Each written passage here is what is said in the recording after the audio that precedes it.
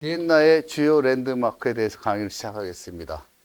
지난주에 가장 화려함의 극치인 이 비엔나는 과연 오스트리아의 수도인데 과연 오스트리아의 역사와 또 합스부르크 650년의 역사에 대해서 우리가 강의를 했습니다. 그럼 오늘 과연 비엔나에는 여러분들이 너무너무나 잘 알고 계시지만 어떤 주요 랜드마크가 있을까 한번 알아보는 시간이 되겠습니다.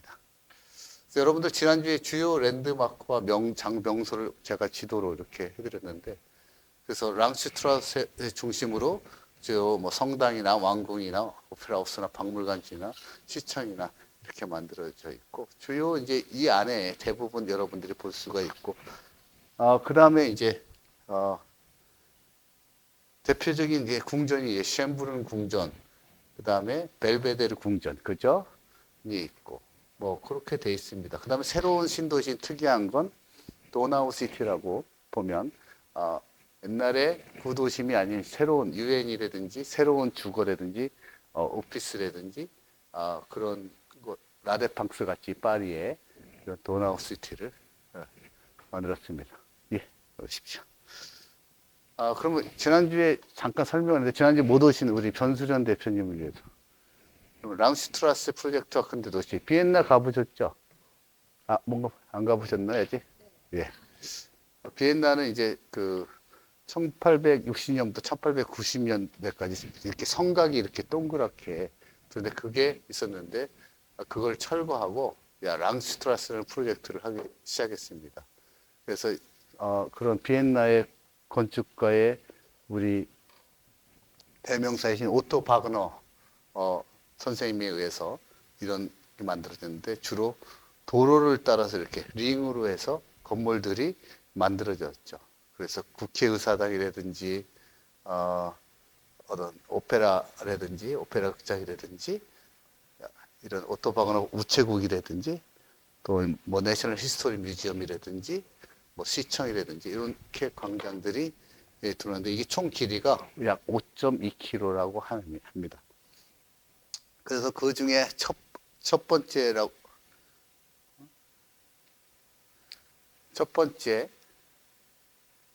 왜 그래? 그러니까 소개해드리고 싶은 게 비엔나 박물관 지구죠. 그래서 많은 우리가 미술관이나 박물관들이 우리나라도 세종문화예술회관에도 있고 예술의 전당도 있고 많은 뭐 각각의 리움도 있고 있는데 우리가 보면 그런 다양한 장소에 이렇게 떨어져 있잖아요. 그래서 보면 그 함부르크도 그렇고 여러분들이 노테르담도 가면 이렇게 뮤지엄 쿼터라고 해가지고 미술관이나 박물관 지구를 이렇게 하나 다 모아놔요. 그럼 사람들이 어떻게 되겠어요? 되게 보기가 편하겠죠. 거기에 뭐 미술관도 있고 박물관도 있고. 그래서 마국간에 옛날에 여기가 마국관이었어요. 마국관. 말을 하나씩 넣어가지고. 그죠? 마국관을 개조해가지고 여기 무목이라든지 현대미술관이 있는데 보이는데 레오필드가 있는데 이 마국관 지역을 갖다가 전체적으로 미술관하고 박물관들을 만들어서 만든 게 비엔나 박물관 지역입니다. 그 세계에서 가장 큰 문화예술 지역 중에 하나고 거기에 대표적인 게 이제 레오필드라든지 무목이라든지 이런 미술관이 위치하고 있고 또 이 앞에는 단순히 미술관 박물관이 중요한 게 아니고 그런 미술관과 아트를 하기 위해서 기본적으로 여러 가지 교육이 좀 필요하잖아요. 그래서 그런 교육에 대한 어떤 플랫폼으로 미술, 건축, 음악, 패션, 연극, 무용 이런 다양한 그런 교육관들이 여기에 있어서 사람들이 여기 와서 교육도 받고 할 수 있는 데가 있어요. 김수희 학생 여기 가보셨나요? 다음에 한번 아트를 전공하니까. 그래서 춤과 공연을 하는 아트 센터가 있고 여기 이제 무목이라는 미술관이 있고 또 네오필드라는 옛날에 그 오스트리아 왕의 뮤지엄이 있고 그죠? 쿤스탈레 비엔나 쿤스탈레라는 말을 많이 들어볼 거예요. 특히 독일이라든지 네덜란드라든지 나도 처음에 쿤스탈레가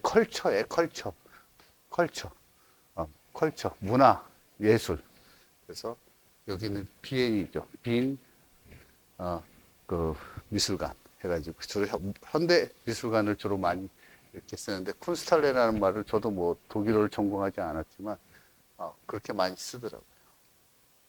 그래서 대표적인 그래서 미술관이 두 개죠. 네오필드 미술관하고 무뭐 근대 미술관이라고 하는데 여러분들이 잘 알고 있는 비엔나의 미술의 거장이 딱 두 명 있죠. 에곤 실레하고 구스타프 클림트. 주요 컬렉션이 주로 네오필드 미술관에 위치하고 있습니다. 그래서 있고 2001년도에 미술관이 개장이 됐고 또 무목이라고 보면 아까 여기 있는데 지도를 보면 요 까맣게 생긴 이게 무목이에요. 무목 미술관. 미술관에 여긴 이제 20에서 21세기 주로 컬렉션이죠. 앤디 워홀이라든지 피카소라든지 뭐 우리 백남준 선생님 것도 있고 그래서 거기 뮤지엄 지구에 가면 여러분들이 천천히 그 미술품을 이렇게 볼 수 있습니다. 그래서 이게 레오필드 뮤지엄 에곤 실레가 이렇게 있죠. 벽에 보시면 28살에 돌아가셨다고 그래요. 그래서 여러분들이 아는 죽음과 여인, 네구레 나무들, 자화상 그런 그림들을 보실 수 있고 또 무목은 아까 말씀드린 피카소부터 앤디 홀 그런 엘버트 홀랜든 그런 현대 예술 박물관으로서 되어 있습니다. 사실 그러니까 여기 가시면 저 같은 경우에 이제 하루를 여기에 그러니까 하루 종일 보내지는 않지만 스케줄을 잡지 않아요. 왜냐면 이걸 보고 딴 데 가면 좋은 작품을 보기에 너무 마음이 급해지니까. 그래서 최소한 뭐 오전에 주로 저 같은 경우에 미술관이나 박물관은 여러분들이 일정을 잡으실 때 대부분 아침에 잡으세요. 아침 9시. 그게 되겠죠. 아침에 일어나서 식사하시고 커피 한잔 하시고 마음이 편한 상태에서 미술품 좋은데 어떤 분들 보면 뭐 저녁에도 막 보면 우리가 이게 모르겠어요. 바쁘잖아요. 오후하고 저녁에는 약속도 있으니까 막 급하게 볼 수가 있는 것 같아요. 그런 데는 한번 가서 오전에 보시고 또 이 안에 카페에서 점심 먹고 오후에 2, 3시에 여유 있게 보시면 길을 추천드립니다. 그 다음에 이제 가장 중요한 게 에곤 실레도 그렇고 뭐 클림트로 근데 가장 중요한 건 세션이죠. SESSI요. 그러니까 과거의 고전적인 미술과 건축의 형태를 넘어서 약간 바로크, 화려함을 추구하는 약간 파괴적인 그런 걸 우리가 이제 비엔나 분리파라고 합니다. 그래서 혁신적인 예술 운동의 세계를 했는데 그 19세기 말에 여기 전통적 예술 관습에 도전한 혁신적 예술 활동이라 합니다. 그래서 지금 비엔나 가시면 여러분들이 비엔나 분리 전시관도 있고 또 구스타프 클림프트 대표적인 작품이 있고 그 다음에 기존의 예술적 형태를 벗어나서 새로운 예술적 표현을 하는 걸 우리가 분리파라고 해요. 세션. 그래가지고 여러분들이 이거는 비엔나를 가시면 좀 이렇게 알고 가시면 비엔나의 분리파 예술운동이 전개돼서 꼽혔던 도시다. 그렇게 생각합니다. 그래서 전통으로부터 기존의 트레디셔널에서 이탈해서 하는 거고 1897년대 뭐 클림트 중심으로 예술가들이 탈퇴해서 만들었다고 합니다. 그래서 잡지도 이렇게 바스 사크롬이라는 잡지도 팔고 그 중에 이제 대표적인 핵심 인물이 초대회장인 구스 클림프, 올브리 건축가죠. 그다음 디자인, 가구 이런 쪽을 한 뭐죠? 이런 새로운 분들이 이제 그 분리파의 핵심 인물들이 되었고 주요 특징은 주로 뭐 곡선적인 이게 수평적인 선이 아니고 곡선적인 표현이라든지 좀 장식을 좀 화려하게 했다든지 뭐 일본의 목파나 그 당시에 일본의 어떤 목파나를 가져온다든지 종합 예술적인 표현을 다양하게 했다고 합니다.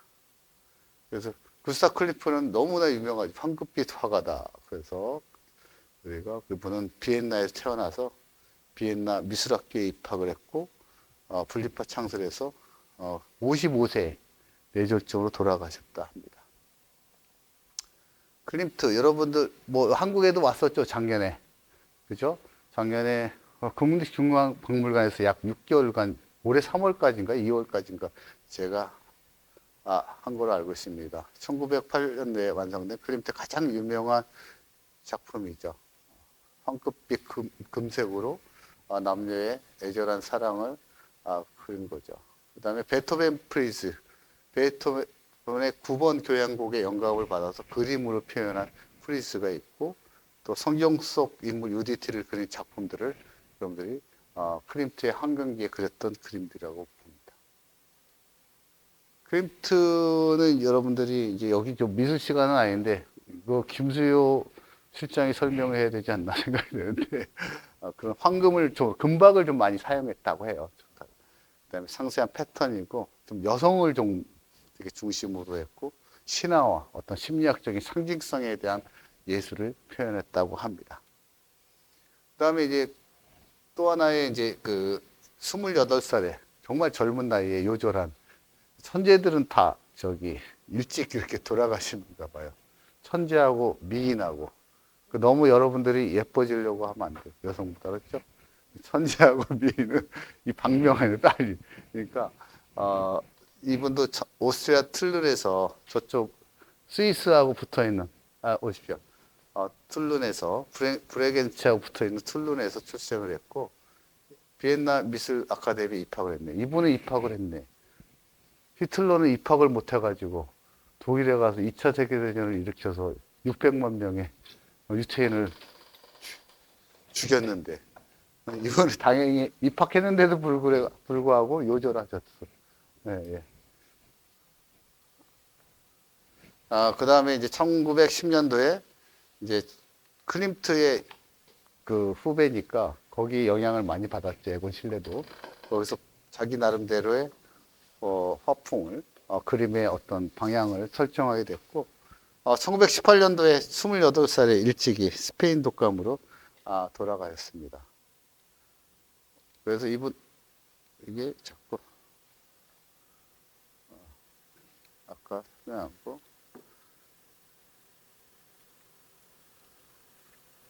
이게 뒤로.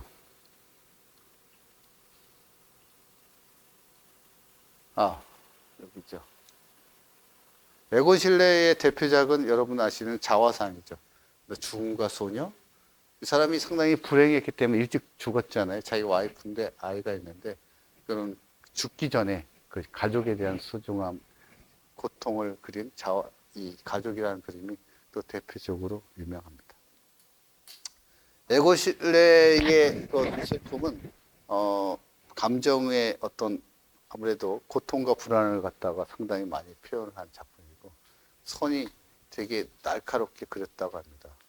또 신체를 의도적으로 막 왜곡해서 그리는 그 화풍이고, 또 제한된, 너무 다양한 색상을 쓰지 않고 제한된 색상으로 표현을 했다고 합니다. 그래서 분리파의 또 건축에 있어서는, 여기 이제 건축 교수님 했던 건축하시는 분도 계신데, 되게 기존의 역사주의 양식을 탈피해서 어떤 어네스테틱, 미적인 이노베이션을 하고, 또 장식적으로 그 접근을 해서 했고, 그 다음에 뭐 실용성도 상당히 추구했고, 도시의 경관을 기존 도시에서 좀 변화하려고 좀 다양한 기법을 썼다고 합니다. 그래서 이런 분리파가, 세션이 남긴 유산이 20세기의 전통을 탈피한 어떤 모더니즘의 선구자고, 디자인을 혁신하고, 그것도 국제적으로 아르누보라는 그런 어떤 기능주의 건축, 화려함을 연구해서 다른 나라에도 파급 효과를 남겼다 합니다.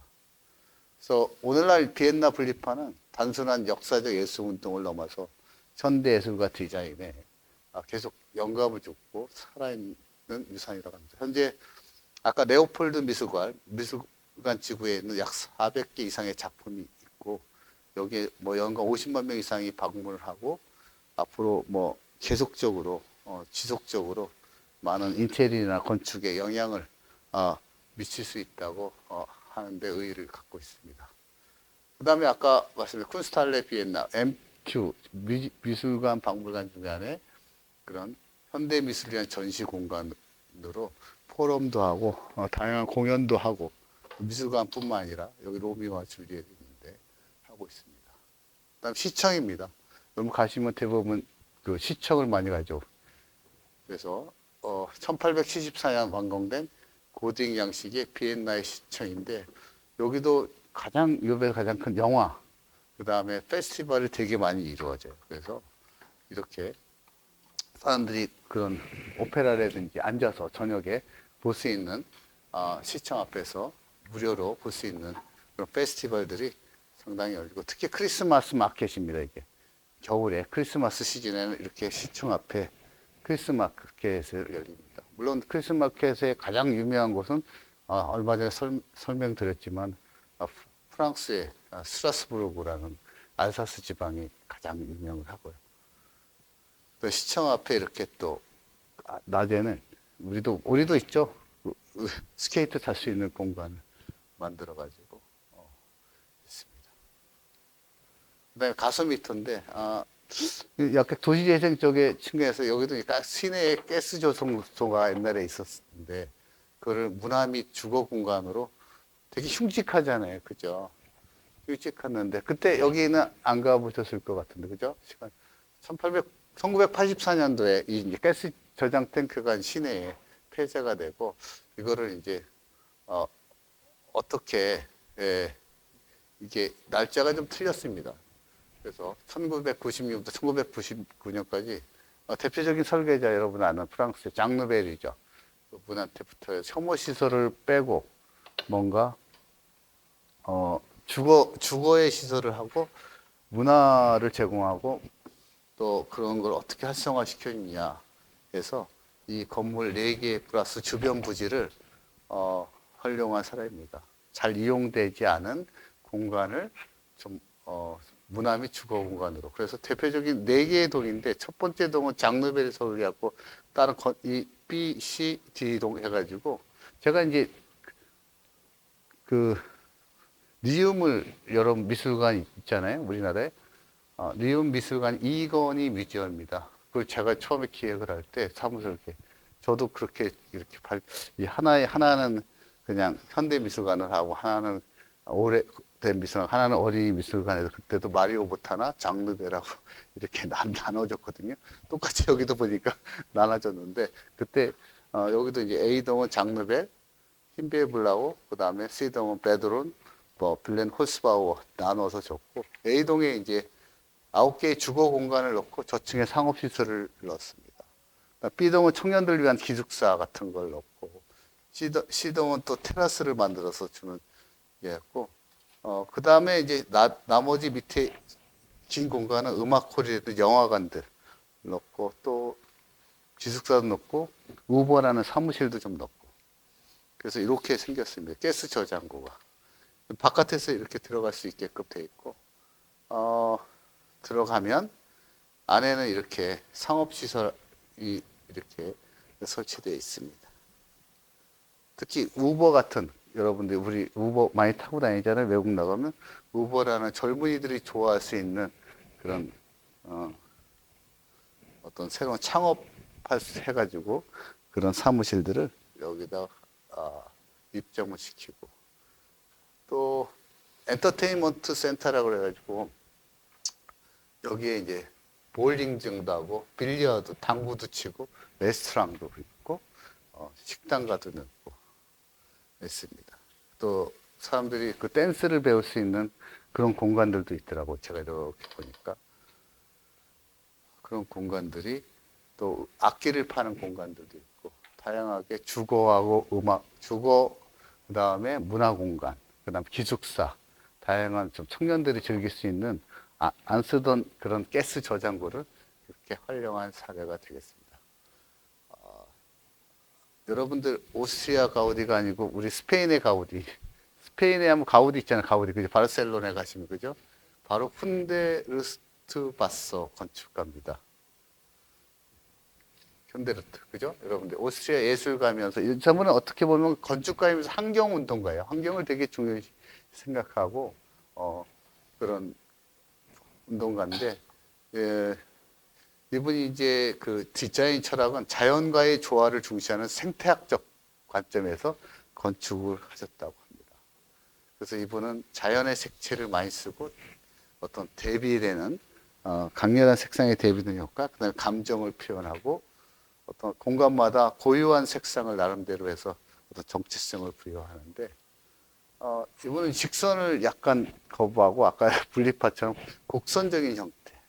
그 다음에 자연스럽게 흐르는 유기적인 디자인을 했다고 하고 또 창문도 똑같이 안 열고 이 창문의 모양이 다 이렇게 다르게 해서 다양성을 추구했다고 합니다. 또 옥상 정원. 그래서 나무 세입작. 가서 이제 보시면 알겠지만 되게 나무들을 이렇게 해서 건물에 살아있는 나무를 건물하고 통합하고 또 옥상에 생태학적으로 그런 식물들을 많이 심어놔서 그런 생명력을 불어넣을 수 있고 또 공기를 정화하고 또 그런 식물들이 잘 있어서 또 어떤 온도를 템퍼레이처를 갖다가 좀 더 시원하게 조절을 할 수 있는 기능이라고 합니다. 또 바닥도 자연의 원리로 평평한 바닥이 아니고 약간 울퉁불퉁하게 만들었고 이게 울퉁불퉁한 근육을 사용하게 되면 이게 다양한 근육을 사용하게 되죠. 네? 그래서 건강에도 도움이 되는 그런 것까지 신경을 썼다고 하네요. 훈데바르서 세부 장식도 막 그 황금색의 양파돔의 형태 화려한 또 모자이크 스타일 장식 기둥도 다양하게 이렇게 예술적 가치를 주었습니다. 그래서 그 외에 그래서 훈데르트 바스 하우스라는 게 있는데 비엔나시에서 저소득 시형 아파트예요. 시 아파트를 이분한테 부탁을 해서 그러니까 가우디의 이분은 수제자거든요. 우리 스페인에 가면 그죠? 그러면 가우디 수제자인데 그 훈데르트 바서가 이 집합주택을 이렇게 만들었어요. 그래서 비록 시형 저소득 아파트지만 그 가구 세대 수는 그렇게 크지 않아요. 50세대 정도? 상업실 4가구, 병원도 이렇게 해서 전통과 현대를 결합하는 형태로 공공 디자인에서 되게 우수 사례로 그 당시 소개가 됐습니다. 그래서 이렇게 돼 있어요. 실제 사진이. 그럼 찍어보시면. 그죠? 창문이 다 다르죠. 그죠? 되게 어떻게 보면 그 장난감 같이 딱 가서 보면 이렇게 돼 있습니다. 안에 보면 이런 식으로 돼 있고. 그 다음에 그래서 이제 그 훈데르스 바서 작품을 좀 이렇게 모아놓을 수 있는 박물관을 좀 만들어야겠다. 그래서 훈데르스 바서 박물관이 있습니다. 그래서 일본에 가면 이제 와시마 예술숲이라고 훈데르스 박물관 이제 모형을 따서 만든 게도 있는데 거기 들어가면 이제 훈데르스 바서의 그림이라든지 프린트라든지 건축 모델이라든지 테피스트리라든지 다양한 작품 콜렉션을 볼 수가 있고 또 지하 내려가시면 현대미술 전시 카페가 복합적으로 이렇게 있습니다. 이렇게 안에 보시면 이렇게 실내가 디자인이 되어 있고 또 바깥에서 본 우리 박물관의 모습은 샵이 1층에 들어가 있습니다. 상당히 재밌어요. 꼭 가시면 꼭 그 우리 에버랜드 같은 느낌, 조그만 에버랜드, 요거 아기자기하게 시간을 내서 한번 가보시면 좋겠습니다. 요거는 뭐 제가 우연히 뭐 소각장인데 우리도 당시에 상암동 소각장 뭐 이런 거 하면서 이에 있다 해서 제가 가본 사례입니다. 소각장인데 소각장도 그냥 이렇게 제가 이제 소각장을 몇 군데 가본 건 몬트리올이라고 그 있죠 캐나다에 소각장을 그때 가고 거기는 그거 왜 갔었냐면 여러분 태양의 서커스라는 세계적인 공연단 아시나요? 알죠? 세계에서 가장 유명한 공연을 하는데 우리 라스베가스 가면 O2 물쇼도 하고 그죠? 거기 뭐 소각장이 나왔으니까 그 태양의 서커스단이 바로 그 몬트리올 소각장에서 시작을 했어요. 그러니까 공연을 해야 되는데 할 데가 없는 거예요. 그래서 이제 그 쓰레기 처리장에서는 땅이 싸고 그렇게 만들어서 태양의 그 소각장에서 시작한 게 태양의 저인데 서커스인데 어쨌든 그게 사례가 있고 이런 소각장이 이제 인데 되게 보면 이 소극장 같지가 않잖아요. 그죠? 어떤 아트 입혀서. 그래서 혐오 시설을 좀 예술적으로 승화를 하자. 그래서 여기를 이제 그런 기술과 생태적인 곳이다. 그래서 만들어갖고 이 소각열을 활용해서 인근 주민들에게 무상 온수를 무상으로 제공을 하기도 하고 또 소각장 여기 보니까 아이들한테 환경에 대한 교육을 하고 있더라고요. 초등학생들 정기적으로. 근데 그거는 이거 교육은 소각장에 대한 환경의 중요성은 제가 그 몬트리올에서도 소각장은 아예 교육 기관을 만들어 가지고 환경의 중요성, 여러분들이 버리는 쓰레기라든지 이거 되게 필요한 것 같아요. 학생들한테 직접 와서 이런 쓰레기나 이런 걸 잘 환경에 대한 중요성을 체계적으로 교육시키는 프로그램이 내가 몬트리올에 가서 봤는데 여기도 그런 프로그램이 적용되고 있어서 그냥 소각장을 이런 문화 공간으로 재생을 했다. 그죠? 소각장 같지 않죠? 여러분들 보시면 에? 에? 되게 아름다운 건축물 같잖아요. 돼 있고. 이런 교육을 하는 그런 교육 시설들을 제가 찍어본 겁니다. 바깥에서 보면 이렇게 돼. 우리도 소각장 보면 우리 굴뚝 같은 거 있잖아요. 그죠? 이렇게 안 돼 있죠? 그냥 여기 거. 있고. 그래서 물에 순환을 시켜가지고 온수를 공급하는 일체 그런 과정을 갖다가 설명을 했었습니다. 근데 오타크림 꼭 어느 나라도 마찬가지로 꼭 시내 중심이 있지만 또 외곽도 있죠. 그래서 약간 비엔나라는 지역도 합스부르크 왕가로 인해서 여러 다양한 민족들이 와서 사는 곳인데 오타크린하고 이민자 지역입니다. 이민자죠. 약간 소외된 지역이라고 볼 수 있죠. 그래서 비엔나의 이미 외국인 거주율이 약 50% 정도 되는데 여기를 항상 우리도 마찬가지지만 약간 시내 강남이나 소초나 송파나 뭐 한남동 이런 부촌 말고 다른 지역에 좀 이렇게 소외된 지역을 어떻게 활성화되느냐. 이제 이쪽은 주로 유고나 터키계 그쪽에 동북파 사람들이 많이 살고 있는데 여기를 많은 이제 다양한 그런 도시 재생 차원에서 문화적 공간을 재생했는데 이 중에서 이제 제가 설명을 드리고 싶은 건 여기입니다. 좀 특이했어요. 예술인들이 들어와서 그런 저소득층의 외국인들한테 어떤 다양한 기술을 가르치는 그 중에 하나가 이런 가방을 만드는 기술을 이렇게 가르치더라고요. 여러분들 스위스에 저하고 몇 분 가시는데 프라이탁이라고 있죠? 프라이탁이라고 진짜 프라이탁. 트럭에 방수포, 못 쓰는 방수포를 가지고 그걸 가지고 재생해가지고 업사이클링해서 파는데 되게 비싸요. 프라이탁 비싸죠? 얼마 정도 합니까? 15만 원? 20만 원 정도 합니다. 근데 세계에서 유일한 거죠. 안 쓰는 걸 가지고 그 천을 만들어 가지고 세계에서 하나밖에 없는 거지. 그 저기 안 쓰는 천이니까. 마찬가지로 여기도 여기 협동조합을 만들어서 물론 카톨릭이 운영하는 재단인데 그 지역의 한 군데를 제가 방문해 보니까 그 청년들한테 가방을 제작하는 기술을 가르쳤는데 이 가방이 어디로 가느냐?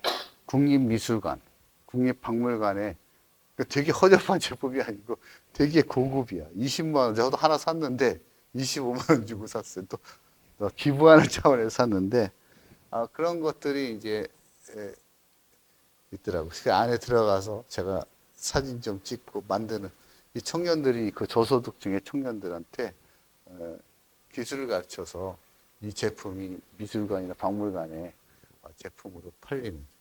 이제 약간 프라이탁이나 좀 비슷하죠? 네. 되게 고가예요. 저는 뭐 한 2만 원 하려 했더니 저 200유로 되는데.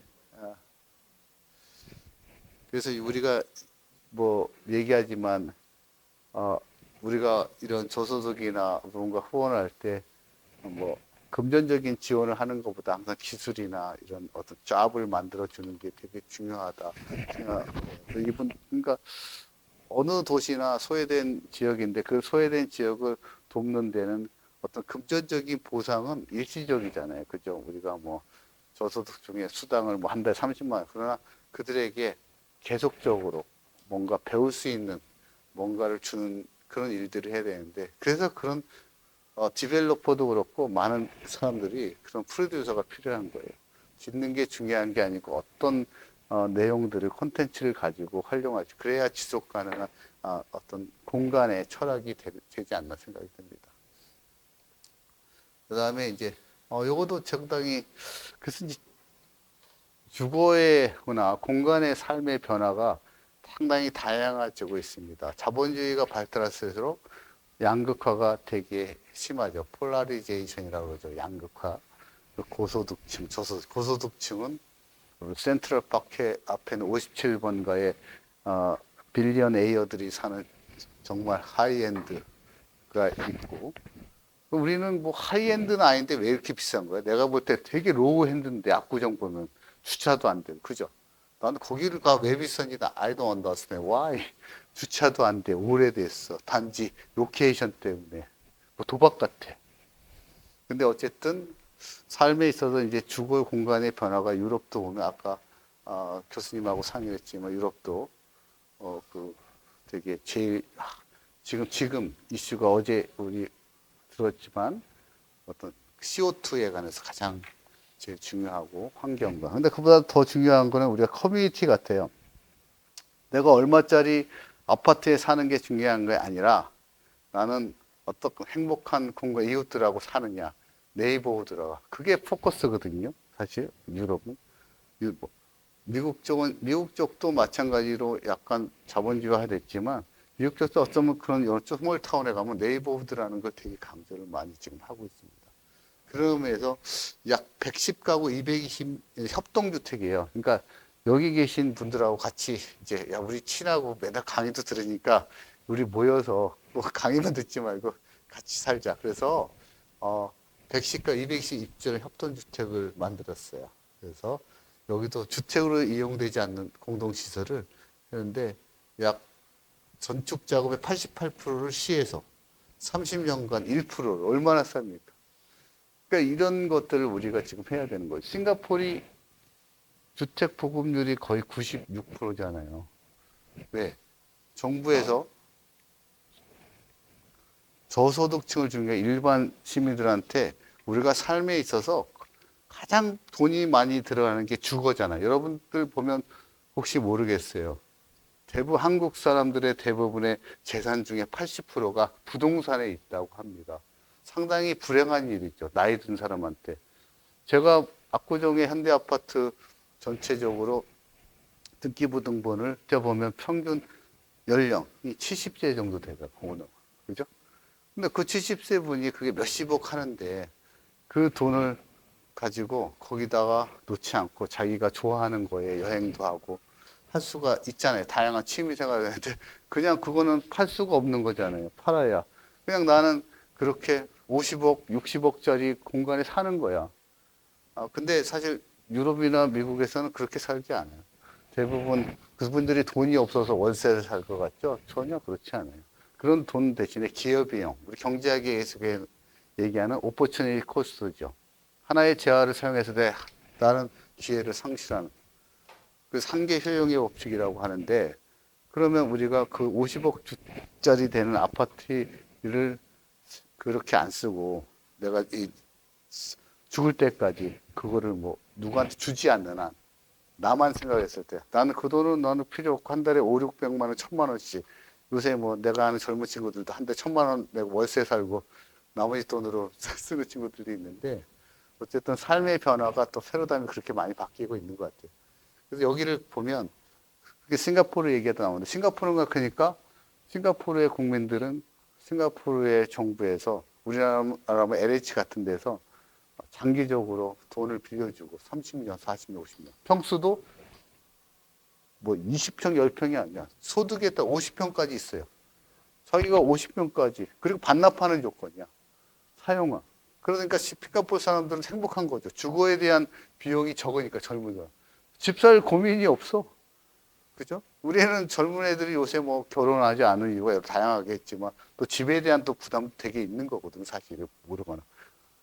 어쨌든 오스트리아도 대부분 보면 자기가 살기보다는 정부에서 오스트리아 정부가 지난주에 설명을 드렸지만 그렇게 오스트리아 국민들이 저렴한 그러니까 주택이라고 하면 싼뭐 공간이 허접한 그런 공간이 아니라 삶에 있어서 어떤 라이프 퀄리티에서 주거에 대한 그런 비용을 줄이는 공간을 많이 하고 있는 것 같습니다. 그래서 공간이 보면 이렇게 돼 있고 위에서 보면 그 구조도인데 입구에서 이제 저층별 3층, 4층까지 위치해 있고 위에가 옥상 공원이고 입구에 들어가면 다양한 커뮤니티 목욕탕도 좀 조그맣게 있어요. 크진 않지만 있고 그다음에 이렇게 테라스 같은 것도 있고 뭐 화려하진 않은데 사람들이 나와서 같이 식사를 할 수 있는 커뮤니티 좀 이렇게 파티도 하고 입주민끼리 제가 안에 들어가 봤어요. 이쪽 집은 70대 노 부부가 살더라고요. 네? 이쪽 집은 애 둘 있는 5살, 6살 그 두 집을 다 방문을 해봤어. 해가지고 제가 좀 크지 않아요. 1, 2층으로 되는데 한 18평 내외? 저는 산다면 이런 공간이 좋겠더라고. 18평이면은 방 있고, 방 한 두 개, 뭐, 거실 있고, 있는데 되게 또 옆집하고 이렇게 트여 있어서 같이 테라스를 활용하더라고요. 문 열고 애야? 이리 와봐. 되게, 되게 오픈 스페이스잖아요. 그죠? 막 이게 차단되어 있지 않고. 그래서, 제가 이 방문한 집의 그 젊은 친구는 레스토랑을 운영하고 있더라고. 비엔나에서. 조금만. 그래서 제가 한 식당을 갔는데 이것도 우연인 거죠. 혼자 갔는데 레스토랑에 갔어. 그래서 이제 되게 친절하게 음식을 설명해줘서 어디서 왔냐? 나는 한국에서 도시와 관련해서 이렇게 연구하는 교수다. 그랬더니 그러냐. 그래서 여기 오스트리아가 특히 비엔나가 공동주택에 대해서 되게 잘 하고 있다고 들었다. 그래서 교수님한테부터 한번 가보려고 했더니 자기가 그런 데 살고 있다고 자기 집에 오라고 하더라고. 그래서 가게 된 게. 뭐 내가 특별하게 뭘 부탁한 건 아니고 자기가 딱 설명을 해주더라고요. 공간은 어떻게 운영되고. 그래서 안에 들어가기 쉽지 않잖아요. 그죠? 그래서 되게 좋았어요. 큰 럭셔리한 것도 아닌데 두 자녀 꼬마를 키우고 그래서 그 옆에 할머니도 소개시켜줘 할아버지도 그분도 뭐 공직 계신 은퇴하셨다고 하는데 같이 또 식사도 하고 그래서 안에 들어가면 아이들 놀이기구도 있고 그래서 앞으로 세대는 그렇게 큰 규모의 주택보다 우리 최 대표님 계시 그죠? 약간의 어떤 합이나 취미나 뭐 이렇게 커뮤니티가 좋은 공간들에 더 많이 선호를 할 것 같아요.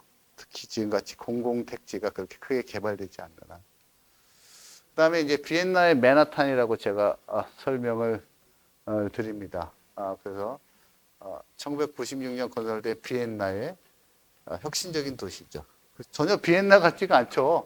여기는 그죠? 여러분 아는 다뉴브 강에 어떤 홍수가 되게 많아서 발달되지 못했는데 그때 이 다뉴브 강 정비 사업하면서 96년도에 완공을 했습니다. 주로 주거, 오피스, 뭐 사무실인데 또 유엔의 그 기구들을 유치했어요. 그래서 뭐 비엔나 갔다 오신 분들 여기 사실 가실 일이 없죠. 뭐 유엔을 갈 일도 아니고 여기에 친구가 아파트에 살고 있지 않느나 그래서 그 뉴 도나우라고 합니다. 도나우강이 기존의 비엔나의 구도심이 있죠. 뉴 도나우의 인근의 주거, 상업, 공공 복합 건물인 신도시고 시에서 약 1조 원 정도 들여서 유엔 단지를 유엔에 거의 무상으로 제공해 주는 거죠. 무상으로 제공을 했지만 땅이 되게 싸잖아요. 유엔에 많은 기관들이 오면 얼마나 많은 경제적인 유발 효과가 있을까요? 그죠? 또 그게 마이스 산업에 있어서도 마찬가지고. 그래서 보면 이렇게 되어 있습니다. 시설들이. 뭐 주요 건물들은 뭐 타워, 제가 좀 브렉다운을 그냥 제가 보기에서 오피스, 뭐 주거, 참고로만 여러분 교회 뭐 이렇게 나눠 놓은 거예요. 표가 없어서 제가 만들어 봤어요.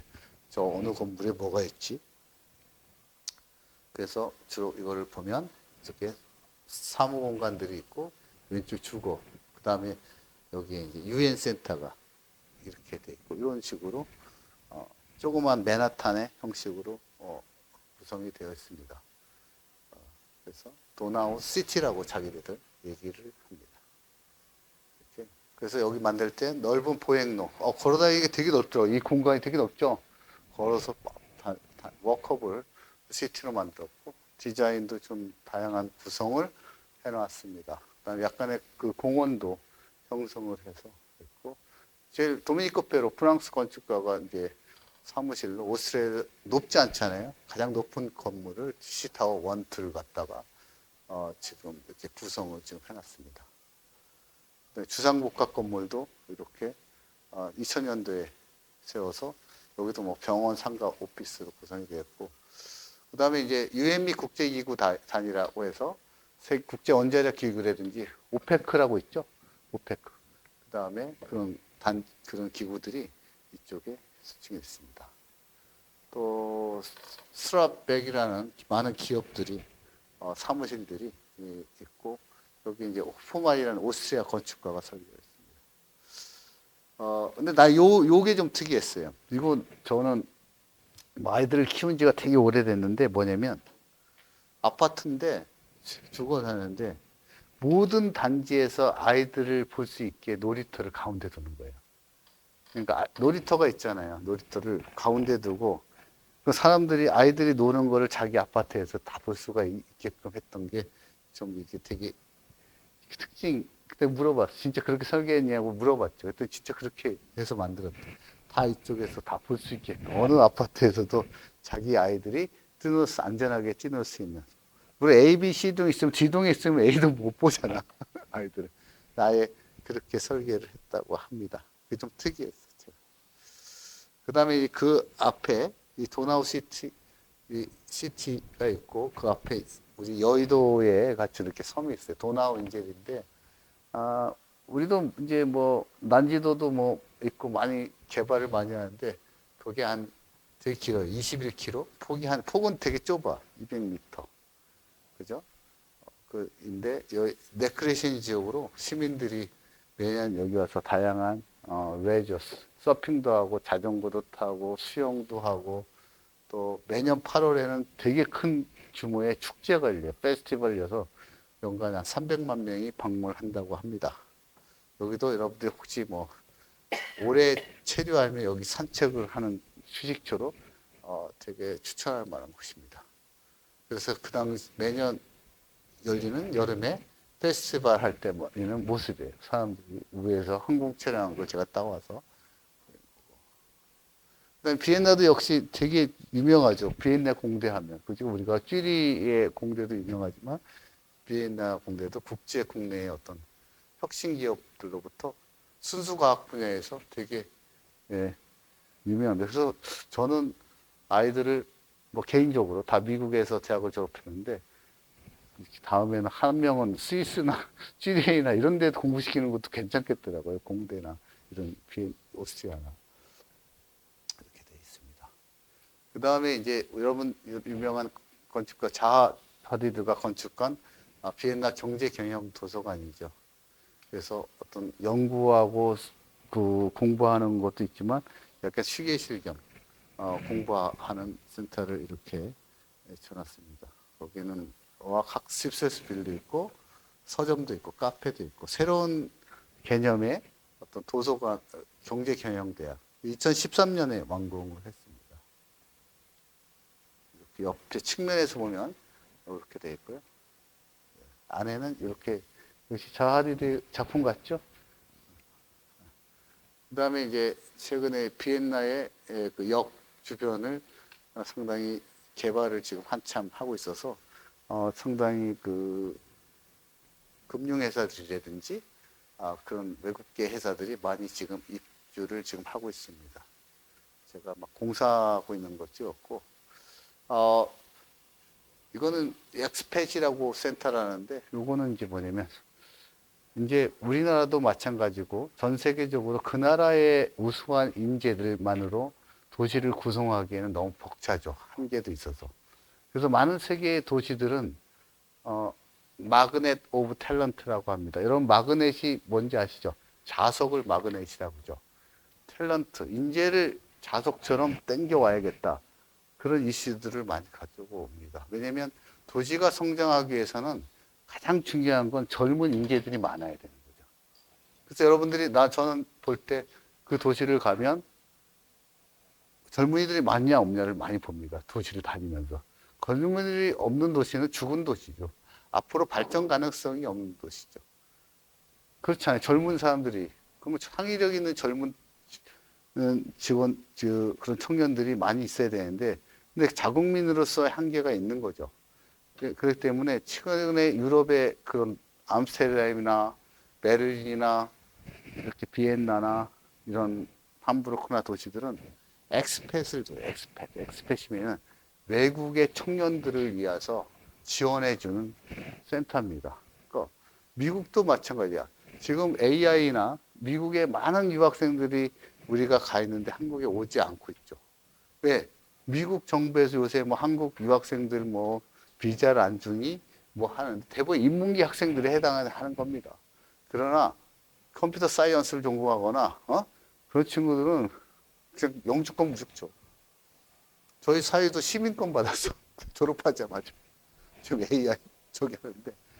그러니까 인재들이 많이 있어야 그 도시가 발전하잖아요. 좋은 여기도 제가 방문해봤던 엑스패 센터가 있어서 그런 외국 사람들을 위해서 비즈니스 에이전시 일을 둬서 주거라든지 창업 자금이라든지 이런 거 상담해주고 지원을 해주는 거 있습니다. 그게 그런 지역이었고. 그래서 오늘 여기를 했고요. 이게 주요 랜드마크고, 지금 시간이 남아서 주요 명소를 좀 이렇게 하겠습니다. 다음, 저기 해주시겠어요?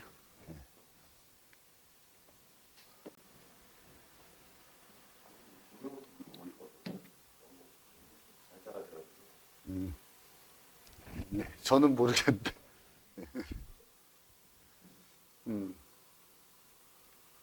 원래 이 비엔나를 원래 한 번에 이렇게 테마를 역할을 너무 짧은 거예요. 그래서 이렇게 두 개로 나눴습니다. 아마 비엔나 이제 다음에 시간을 여러분들 덴마크의 코펜하겐 편이 5월의 중순에 할 예정입니다. 덴마크라는 나라는 어떤 나라일까?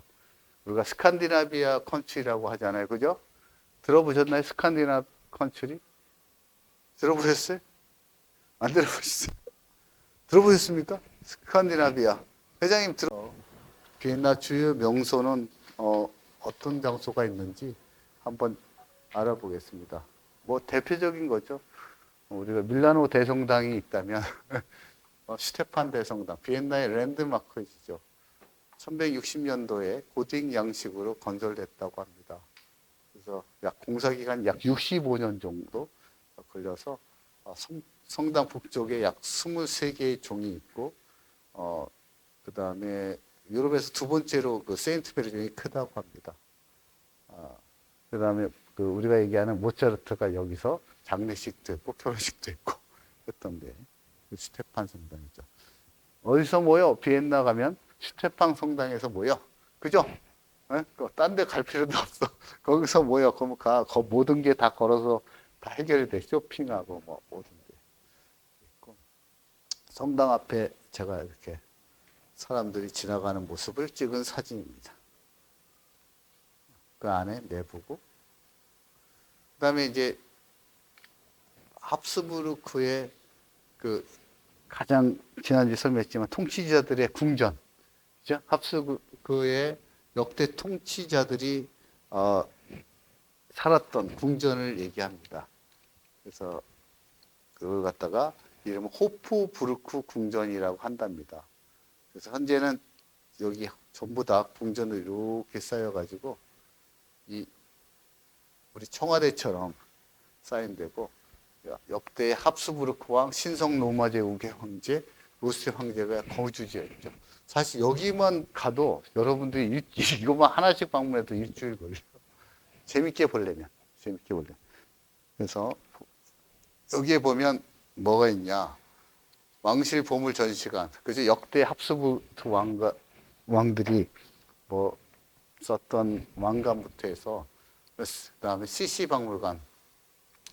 유럽에서 가장 아름다웠던 와는 우리 CC라는 공주님.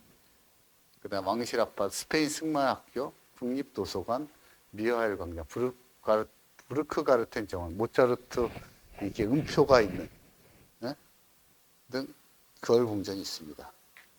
그래서 여러분 보면 대표적인 예가 CC 박물관, 스페인 승마학교, 그다음에 그 임페리얼 그 아파트 그 왕실, 그다음에 이 보물 트레저리 그 옛날에 그 합스부르크 왕가들이 보관했던 그런 왕실의 어떤 검이라든지 왕관이라든지 그런 게 있습니다. 또 실버 컬렉션 이런 것들이 은재기, 은 사용했던 그런 여러 가지 박물관들이 있습니다. 그러니까 입구에서 보면 이렇게 호프부르크 궁전의 모습이고요. 측면에서 이렇게 보시고. 그럼 뭐가 있냐? 그 안에 보면 신성 로마 제국의 왕관, 10세기에 제작된 보석과 진주로 사용된 있고, 또 오스트리아 왕들이 사용했던 왕관, 또 부르근트 왕국 15세기 찰스 등의 유물들이 이렇게 있습니다. 가장 알았던 비온의 황후, 그죠? 38년부터 1890, 그러니까 약 60세 암살을 당하죠. 가장 아름다웠다고 합니다. 예쁜가요? 저는 여자를 볼기를 돌같이 생각해서. 합수가 가장 사랑받는 인물 중 하나, 엘리자베트라고 합니다. 황후. 삶을 보는 방법. 황후가 바이에른 공주로 태어나서 로맨틱한 결혼을 하고 그 되게 시도 잘 쓰고 썼고, 그러나 제네바에서 암살당해서 하여튼 그 CC. 그래서 여러분들 뭐 그냥 예쁘고 싶으면 회장님 저를 CC라고 불러달라고 하면 돼요. CC. 응? CC. 응? 다음에 스페인 승마학교도 좋아요. 뭐 너무 아시는 바에 저는 국가대표 승마단장을 약 10년 했습니다. 참고로. 근데 승마가 이제 두 가지 종류가 대부분 있어요. 하나는 여러분 아는 그 점핑이라고 하는데 장애물, 그죠? 또 하나는 마장마술이에요. 드레사지라고 그래요. 드레사지는 말을 갖다가 춤추게 하는 것, 동작을 섰다가 좌회전 우회전. 우리 태권도로 보면 품새 두 가지가 있는데 이 되게 아름다워요. 그 승마를 이 유럽에 되게 유명한 리피자노 종이라는 되게 하얗고 진짜 기품이 있는 그 말들이 클래식 음악에 갇혀가지고 이렇게 딱 동창단 가면 이거 한번 보시면 말이 저렇게 예쁘고 잘할 수 있구나. 실제로 뭐 이태리 같은데 로마나 이런 데 가서도 이런 승마를 이용한 뮤지컬 같은 게 많은데 한 100마리들이 양쪽에 쫙 전속력으로 달려와요. 그러다가 딱 중간에 휙 불면 딱 정확하게 서 있습니다. 또 정확하게 누워 있기도 하고. 그것도 승마도 강아지들은 조그맣잖아요. 승마는 크니까 더 멋있는 것 같아요. 그래서 이거는 6년 정도 훈련을 해야 되고 말과 기술과 완벽한 조화를 해야 되기 때문에 그래서 혹시 여러분들이 기회가 되면 독일에 네덜란드하고 붙어 있는 아헨이라는 지역이 있어요. 아헨은 세계 승마 선수권대회가 매년 열려요. 거기는 승마의 도시입니다. 그래서 온 동네가 인구가 한 10,000명밖에 안 되는데 승마를 먹고 사는 거예요. 자, 승마라는 산업이 있으면 경기장이 있어야 되겠죠? 경기장이 있으면 거기에 보면 그래서 뭐가 발표해요? 안장, 가죽, 산업. 그 다음에 말에 붙이는 그거 있죠? 쇠. 그런 것도 되게 발달돼 있죠. 그래서 저는 뭐 한 6년 동안 계속 가서 견학을 하는데 우리나라 선수들은 참석할 실력이 안 돼. 일단 그만큼 우리나라는 물론 아시아에서는 뭐 금메달 6개 따고 했지만 세계 선수권 대회에 나가면 이렇습니다. 그냥 솔직하게 얘기하면 세계 선수권 대회 말 정도 되면 한 마리당 30억. 근데 보통 한 선수가 3마리 정도는 데려가야 되거든요. 타고 90억이야. 아무나 탈 수 있는 말이 아니죠. 그러니까 아시아 정도 선수권 대회는 10억 원. 국내 대회 승마대회 하는 거는 5천만 원. 말이 딱 5천만 원짜리하고 30억짜리 말을 딱 비교를 하면 티코하고 마이바하고 있는 거야. 근데 그걸 가지고 대회를 해봐. 아무리 기사가 티코 기사가 아무리 밟아 마이바 어느 게 빠르겠어. 똑같은 게. 승마는 그래서 말의 기량이 60%. 말 자체가 넘어야 될 거야. 라이더, 승마 선수 기량은 40%밖에 안 돼. 그러니까 말 자체가 좋아요. 그래서 비싼 거예요, 말이. 엄청나게. 그래서 2차 세계대전 이후에 독일이 패망한 이후에 가장 역동적인 산업을 일으켜야겠다 해서 두 가지를 했죠. 나라가 패망했잖아요. 그럼 나라에 뭐 정치적인 어떤 국가에 심어줘야 돼. 그러면 살아있는 힘이 있는 그런 산업을 해야겠다. 하나는 승마, 하나는 자동차. 그렇기 때문에 벤츠나 아우디나 그죠? 오펠이나 독일이 지금 BMW 다 독일이잖아요, 그죠? 승마도 마찬가지죠. 그래서 승마 산업의 세계 선수권 다음에 무조건 1, 2, 3위는 전부 다 독일이야. 뭐 알 것도 없어, 볼 것도 없어. 그래서 많은 한국이나 독일에 가서 승마를 배우고 그 말도 그런 종자를 제일 우수한 종자를 갖고 있는 게 독일인데 독일이 땅이 적으니까 헝가리나 이런 동구라파에 가서 말을 키우죠. 네. 잠깐 승마 얘기하니까 옆길로 빠졌는데 재밌죠? 네? 네? 이렇게 어느 누구도 들려주지 않는 승마단장으로부터 듣는 네? 네. 좀 최순실 때문에 왜곡돼가지고 그 다음에 모차르트 정원이죠. 아까 그 호프부르크 궁전 앞에 보면 여기 이제 사진을 가장 많이 찍으셨죠? 그런 게 안 찍은 것 같은데 여기 모차르트 앞에서 다 이게 하나 있어야 이거 갔다 온 거야. 이거 사진 없으면 안 갔다 온 거야. 딱 이거 따면 뭔가 모차르트 이게 음악의 심표잖아요. 나 미하엘 강장 그래서 그 궁전의 관문이죠, 입구죠. 그래서 여기 보면 항상 이렇게 마차가 대기하고 있습니다. 타라고 그죠? 마차 타고 다니라고 피아커 마차라는데 전통 마차죠. 이렇게 두 가지를 연결해서 로마의 유적이 있고 그 주변에 이제 비엔나 카페가 많이 있죠. 황궁 예배당입니다. 여기는 여러분들이 일요일에 꼭 가세요. 썬데이. 일요일에 가셔야 소년합창단을 만날 수가 있어요. 소년합창단. 그죠? 그 우리 한국에도 비엔나 소년합창단 되게 유명하잖아요. 근데 여기 일요일에 가시면 저같이 이렇게 딱 앉아서 들을 수 있습니다. 응? 아니 예약하면 돼요. 예약하면. 선착순 그건 예약하면 돼요. 어렵지 않아요, 예약하는.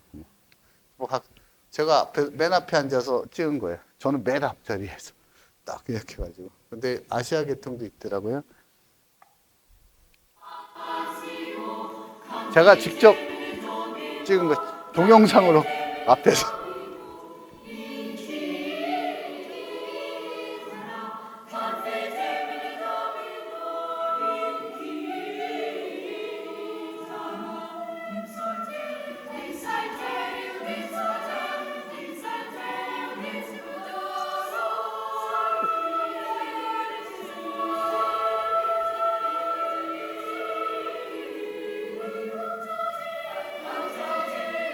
일요일 아침에 예약을 하셔서 가시면 됩니다. 그래서 빈소년 합창단의 역사를 보면 1498년에 합스부르크 왕가의 막시밀리안 황제의 명으로 시작을 했습니다. 그래서 궁정의 성가대로 성장을 했고 지금 우리 김 대표께서도 성가대로 활동을 하고 계시는데 앞으로 기대를 해보겠습니다. 1918년도에 이제 독일 사회민주혁명으로 중단이 됐다가 1924년도에 다시 재결성을 했고 상당히 많은 유명한 음악가들이 이 비엔나 소녀합창단 출신이죠. 대표적인 분들이 슈베르트와 하이든, 그죠? 그다음에 모차르트는 매일 아침 미사 시간에 이 빈 소녀합창단을 매일 지휘를 합니다. 그다음에 베토벤은 합창단을 위한 반주. 그다음에 바그너, 리스트라우스 이 사람들도 이 빈소년 합창단을 위해서 곡을 만들어서 헌정을 하기도 하고, 그죠? 한번 그래서 빈소년 합창단 한국에도 가끔 오는 것 같아요. 근데 그게 설명을 드리겠지만 세 개 팀이 있어요. 빈소년 합창단이. 아까 호프부르크 궁전에서 그런 합창단이 있고 해외 투어 합창단이 있고 보면 여기 7세부터 13세까지 변성기 전 소녀 약 100명으로 구성돼요. 변성기 지나면 안 돼. 나중에 여기 한번 자제분 그래서 엄격한 기숙사 생활을 합니다. 그래서 일반 학문가, 음악만 하는 게 아니고 공부도 같이 하고, 한국도 3명인가 있었대요. 지금도 있는지 모르겠는데. 그래서 성악 보면 악기 연주도 배우고 클래식에서 현대 음악까지 다양하게. 그래서 투어는 국제 투어, 우리 한국에 오는 국제 투어 팀이 있고, 투그룹은 또, 국가에서 투어 그룹 2가 있고, 하여튼 여러 투어가 있대요. 근데 한 투어가 30명이 구성됐고, 아까 저와 같이 그 상주에서 하는 공연이 30명이 있고, 이렇게 돌아가면서. 그러니까 이런 걸 알으면 일찍이 조기에 비엔나를 보내서 여기 이 음악에 재능 있는 사람을, 그죠? 음악과 공부를 시키고 할 수 있습니다. 투어. 그래서 소녀합창단은 세계 최고의 소녀합창단이고, 빈 필하모니, 빈 오페라인가, 이게 빈의 음악적 전통을 계속 계승을 했죠. 그 다음에 오스트리아 문화대사로서 계속 활동을 하고, 국제적 공연하고, 음악 교육의 전담으로서 상당히 있습니다. 그래서 혹시 일요일날입니다. 그냥 뭐, 월화수목금토 가면 아무 안 하니까, 일요일 하죠. 그 다음에 가장 화려함의 극치죠. 미술사 박물관. 뭐 여기 미술을 하시는 분들도 너무 아시겠지만 근대 르네상스부터 시작을 해가지고 피터 브릴, 라파엘로, 베르베르, 티치아노, 벨라스케스, 루벤스 디로, 렘브란트 작품이 해야관이 있는 데입니다. 오스트리아에서 가장 화려한 미술관이고 합스부르크 왕가에서는 보관 목적으로 1891년도에 건축했으며 마리아 테레지아 여사의 동상이 이렇게 쫙 있죠. 그래서 거기 가시면 이제 여러분 입구인데 입구에 가시면 그리스시나 안토니오 카노바의 켄타로스를 죄를 죽이는 테세우스 조각 바로 여기죠. 계단을 올라가시면 이게 딱 나타나고 그다음에 그 가장 특이한 건 아까 말씀드린 대로 블리파우가 쿠스타프 클림프 작품의 벽화가 이 사이사이에 이렇게 그림이 그려져 있습니다. 그래서 근데 가장 제가 좋아하는 곳이야. 여기 쿠폴라홀. 가장 아름다운 카페기도 해. 네? 가장 아름다운 이 쿠폴라 홀이 이렇게 만들어져 있고요. 여기 커피 마시는 데입니다.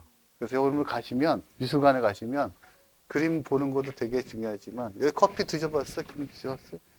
좀 여유가 있으면 여기 앉아서 이렇게 커피 앉아서 뭐 보면서 화려한 대리석을 떠나서 보는 그 도움 형태를 한번 느껴보시는 것도 좋을 것 같습니다. 또 가장 하이라이트죠. 뭐 페아 콜렉션 하이트. 르네상스와 바로크, 합스부르크 황후 마리아 테레지의 시대 400년에 걸친 약 770개 작품이 있습니다. 근데 그 르네상스의 걸작인 라파엘 티치아노 작품, 피터 브루겔의 바벨탑이라든지 농부의 결혼식, 바로크 미스, 루벤스, 렘브란트, 유럽 전역의 작품들을 모아놨죠. 여기 가면 이제 15세기부터 19세기 말까지의 미술의 역사 공부를 할 때는 딴 데 데리고 갈 게 없이 여기 딱 데리고 가면 공부할 수 있는. 그렇죠, 김수? 그죠? 여기 가면 그 근대의 르네상스부터 공부를 할 수가 있죠. 그래서 이집트 유물과 로마 유물, 메소포타미아 컬렉션도 볼 수가 있으시고, 그다음에 쿤스트캄 희귀예술품, 뭐 동전 같은 거 모아놓은데 무기와 갑옷 이런 데도 볼 수 있습니다. 네덜란드의 뭐 대표적인 화가죠. 피터 브리겔의 바벨탑 너무나 유명하죠. 농부의 결혼식 작품, 그다음에 디로 그죠? 성삼일체든지 독일 작가죠. 마돈나의 아이 이런 작품들, 이탈리아의 티치아노, 브라보라든지 이사벨라의 초상화. 그 다음에 너무 유명하죠. 스페인의 궁중의 화가, 그죠? 디에고 벨라스케스가 그린 마르가리타 테레사 공주. 제가 지난주에 엽서 하나 있었는데, 누구 줬나 보다. 없네. 오늘 엽서 몇 장 있습니다. 크림트 키스도 있고, 여러분 주려고 제가 다 가져온 거예요. 이거는 에본 셀렉 거지. 승마학교 가실 분은 이거 가져가요. 어? 그렇죠? 디에고 벨라스키아가. 그다음에 이 주세떼 아르침볼도 이탈리아 화가인데 이 봄, 여름, 가을, 겨울을 그렸어요, 사실. 근데 남아있는 게 여름밖에 안 남았대. 여름에 이렇게 과일이 이렇게 있어서. 카라바조, 뭐, 골리앗갑의 머리를 듣고 있는 딸. 이런 그림들을 여러분들이 볼 수 있고. 뭐, 베르메이르 네덜란드 화가죠. 본인이 회화의 기술에, 미술계에서는 되게 유명하죠. 네? 그래서 본인하고 어떤 여성분인데 이게 이제 보면 네덜란드가 지도죠, 지도를 그려놓고. 그다음 루벤스라는 화가의 성프란시스코 사비에르의 기적이라는. 하여튼 가시면 비엔나 빈미술관은 2번, 3번 가도 너무 좋다. 그 맞은편에 바로 비엔나 자연사 박물관이 있습니다. 구석기 시대의 아름다운 여성 석조상이 비너스가 소장이 되어 있고 이렇게 다이노소스의 이런 공룡의 그런 전시도 되어 있습니다. 다음에 인류학 박물관. 박물관이 너무 많죠. 오스티아는. 비엔나에는 가장 큰 인류학. 그래서 아시아, 아프리카, 오세아니아, 미국의 민족적, 고고학적 뮤지엄이 인류학 뮤지엄이 있습니다. 왜냐하면 뭐 아프리카라든지 다양한 아시아나 아프리카나 제3세계의 인류의 탄생 이런 역사를 보존해 놓은 박물관이 있습니다. 비엔나 오페라 하우스죠. 국립발레단 필하모닉 오케스트라의 본거지죠. 전화 오셨습니다. 괜찮으세요? 그래서 모차르트의 돈조반니 공연을 시작으로 네오 르네상스 스타일로 지어졌다고 합니다. 연간 350회 공연을 진행하고 오페라만 하는 게 아니고 약간 10개의 발레 작품도 같이 공연을 합니다. 안에 내부의 모습이고 그래서 이런 공연을 하는 다양한 홈페이지에서 제가 이제 다운받은 거 발레도 하고 공연도 하고 모차르트의 마술필이죠.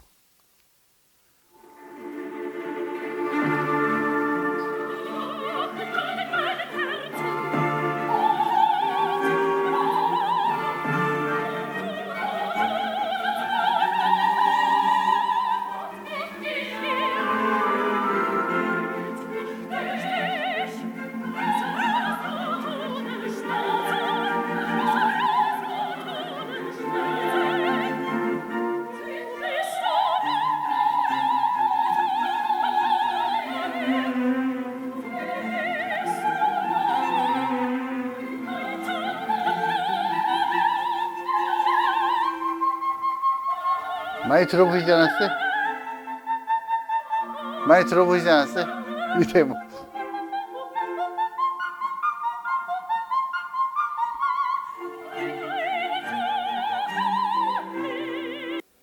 한번 해보세요. 여기, 이게 조수미 씨 생각이 나죠? 조수미 씨가 가장 비슷하게 한다고 합니다.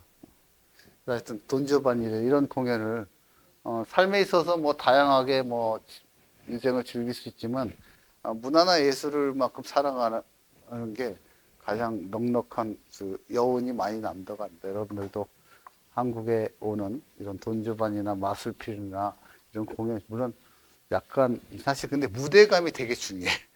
사실 우리가 좀 무대가 좀 약해요. 한국에서 다 자꾸 오리지널은 오는데 라이온킹도 무대에 대한 투자가 보통 몇 천억 되거든요. 외국은. 근데 우리는 그냥 카펜터 그냥 그런 분들이 하셔서 그런데 무대감이 그만큼 되게 오래되고 국가에서 투자를 많이 해요.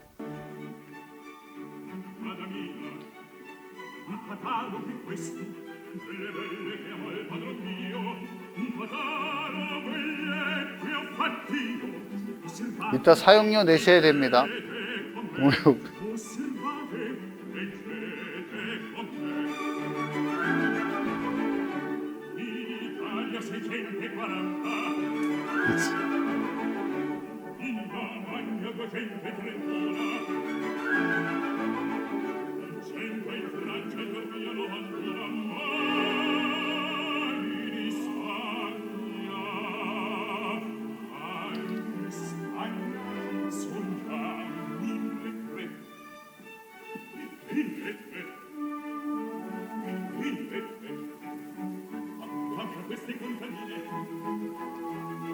대라 카운티 스쿨. 그 다음에 이제 이런 오페라를 꼭 곡장이 아니더라도 바깥에서 볼 수 있도록 저렇게 화면을 설치해서 일반 시민들한테 보여주기도 해요. 바깥에서. 되게 좋죠. 그죠? 물론 안에서 보는 게 훨씬 좋죠. 축구장도 뭐 텔레비에서 보는 것보다 안에서 보는 게 하고 또 다르듯이 그건 또 이렇게 의자를 만들어서 볼 수 있는. 오스트리아 국립극장이죠. 1741년에 지어진 국립극장입니다. 세계에서 가장 중요한 독일어 극장 중에 하나고 모차르트나 베토벤, 괴테나 작품이 초연이 돼서 1880년에 완공이 됐습니다. 그래서 그런 과거도 하지만 최근에 그 현대적인 작품을 통해서 전통과 현대를 다 아우르는 지금 극장으로 남아 있습니다. 그래서 천장에도 여기 보면 구스타 클리프나 프린스 마틴의 유명한 천장 프레스코화가 지금 그려져 있습니다.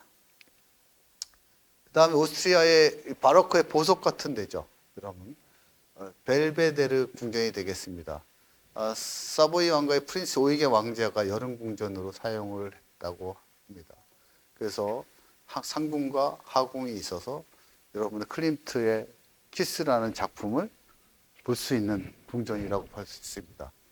그래서 이 벨베데르는 말은 그 마리아 테레지사가 좋은 전망대라고 해서 이름을 이렇게 줬다고 해요. 보시면 이렇게 돼 있습니다. 이렇게 하궁과 상궁이 있고 큰 베르사유 정원처럼 이렇게 돼 있어서 여러분들이 가시면 좋은 그림 작품도 보고 그다음에 정원도 가지고 이렇게 옆에서 내가 밑에서 찍었은 사진인데 그래서 상궁이라고 어퍼 벨베데르는 구스타 클림프, 에곤 실레, 모네, 반고, 오스카 코코시카 등 유명한 오리지널이 실제로 여기 있어요. 그다음에 하궁에는 주로 이제 겨울 거주지, 왕자의 겨울 거주지인데 보다 이제 특별전 같은 게 좀 많이 열리고 있고요. 이렇게 돼 있습니다. 하궁에 보는 정문의 모습입니다. 그래서 역사적인 배경은 아까 말씀드린 대로 1697년도에 유진 사베이 왕자가 터키군을 물리친 후 부지를 매입해서 그 다음에 1616년에 화궁을 완성하고 그 다음에 1724년에 상궁을 완공하고 1752년에 마리아 테레지아 여왕이 왕실속 궁전을 유지합니다. 그래서 건축적 특징은 지붕 장식이 도무의 구적과 그 다음에 외관 디자인 대칭적인 배치를 했다고 대리석 계단 있고 프랑스 정원 했고 그 다음에 가장 유명한 카스케이드 분수라고 이름을 지었는데 아까 중간에 보면 그 계단식 분수대의 모습이 가장 아름답습니다. 그다음 그리스 신화의 조각상이 돼 있고 기하학적인 모양의 나무들을 심어놨다고 합니다. 클림트 작품, 중세 미술, 현대 미술을 작품을 볼 수가 있고 주로 왕실의 거주지였다가 나폴레옹 시대에 프랑스가 점령해서 중요한 회의 장소로도 쓰이기도 했고 1919년 국립미술관으로 변모했다가 현재는 세계적인 미술관이자 관광명소로 유네스코 미술관 세계 문화유산으로 등재되어 있습니다. 여러분들 아는 대표적 쿠스타프 클림트의 키스의 자화상이죠. 이거 보면은 이 사람 맨발로 이게 절벽인데 절벽에서 무릎을 꿇고 있는 모습이죠. 그 다음에 자화상. 그 다음에 딱 두 작품이 있죠. 이 자크 루이 다비드의 알프스를 넘는 나폴레옹의 장면 너무나 많이 봤죠. 이 작품은 딱 두 개밖에 없어요. 하나는 여기 있고 하나는 베르사유 다 있고 이게 이제 나폴레옹이 알프스를 넘는 데잖아요. 역사적으로 알프스를 넘는 나폴레옹은 누굴 상상했어요? 당시에 그 오래된 한니발 장군이라고 여러분 아시죠? 카타르고 시대의 장군. 그 다음에 샤를 대조, 샤를마뉴라는 카를 대제라는 두 사람이 그 알프스를 넘어서 이태리를 정복했듯이 나폴레옹도 알프스를 넘어 정복했던 그런 장면을 자크 루이 다비드가 써 있죠. 그래서 이 작품 밑에 보면 이렇게 써 있어요. 한니발, 그 다음에 샤를마뉴. 두 사람 넘었듯이 그 다음에 세 번째로 넘은 장군이 바로 나폴레옹이다. 여기는 이제 없지만 이렇게 여기 보이나? 카를로스 보이죠? 카를로스가 독일어고 샤를마니는 프랑스어라고 제가 말씀드렸어요. 그 다음에 한니발 보이나? 한니발 여기 카를로스. 보나파르트는 이제 나폴레옹을 얘기하고 세 사람의 이름을 이렇게 써놨어요. 이렇게 가만 밑에서 보면 어디 찾아봐. 그다음에 오스트리아 쉔부른 공장입니다. 합스부르크왕 여름 궁전 1441개의 바로크 양식이고 아름다운 봄이라는 뜻이라고 합니다. 여기도 심부름 궁전이 1642년도에 거쳐서 마리아 테레지아 여제의 여왕이 현재 모습이 됐고 나폴레옹 시 물러갔고 카를리스가 궁정 포기. 테레지아의 방, 나폴레옹 롬 이런 게 있고 웅장한 정원이 있고 프랑스 정원이 있고 글로리에테 이런 정원이 있습니다. 나폴레옹이 점령했고 비엔나 회의가 수립했을 때였고 그러나 합스부르크 왕국이 이제 몰락을 1918년 이제 1차 세계대전 이후에 몰락을 하게 되죠. 그러나 이 장소는 역사적으로 냉전 시대에 케네디 대통령하고 소련 후르초프 소련 서기장의 정상회 회담이 열리기도 한 장소였습니다. 현재는 인기 관광지고 문화 행사 많이 하고요. 지속적으로 보존 작업을 좀 많이 하고 있습니다. 또 하나의 어떤 미술관을 얘기하면 알베르티나 박물관이죠. 디로의 토끼라는 작품이 가장 여기 오리지널 전시가 돼 있어요. 그래서 클림트 샤갈, 디로, 피카소 있는데 또 아름다운 미술관 중에 이거 시내에 있죠, 시내. 우리가 제일 대표적인 게 알베르트 디로의 토끼라는 작품이 여기가 이렇게 1502년도에 있고요. 그 알베르티나 미술관 입구고 영화 무슨 영화죠? 네, 비포 선라이즈의 그 장면에 나오는 장면이 바로 이곳입니다. 알베르타 미술관에.